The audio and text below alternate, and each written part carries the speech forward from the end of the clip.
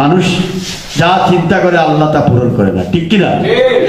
আর এই করিডোর বাস্তবায়িত হলেই ভারতের গাড়ি যাবে আমাদের উপর দিয়ে, শুধু গাড়ি যাবে না, তাদের সাধারণ জিনিসপত্র যাবে না, মালামাল যাবে না, এই রাস্তা দিয়ে তাদের আর্মস যাবে, গোলা বারুদ যাবে, তাদের সোলজাররা যাবে।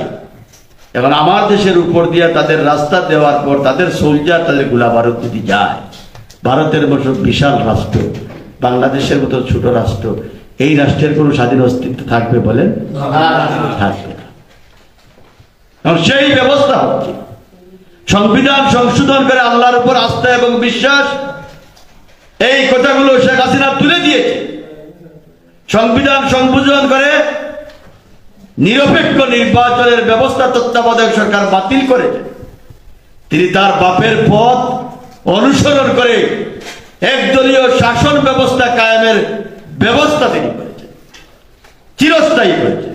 এর জন্য তো বলেন তিনি ভিশন 2021, অর্থাৎ 2020-21 সাল বছর।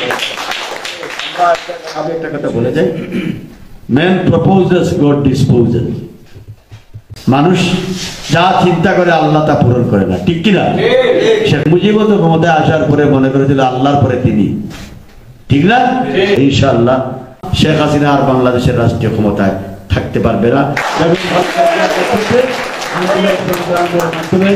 আমরা তাকে বিতাড়িত করব, গণতন্ত্র প্রতিষ্ঠিত হবে, বাংলাদেশে আইনের শাসন প্রতিষ্ঠিত হবে, বাংলাদেশে সুশাসন প্রতিষ্ঠিত হবে, বাংলাদেশে আল্লাহর উপর আস্থা এবং বিশ্বাস, সংবিধান এগুলা পুনঃস্থাপিত হবে এবং বিদেশিদের দাসত্বের শৃঙ্খলে বন্দী করে যে সমস্ত আইন করা হচ্ছে তাও বাতিল হবে।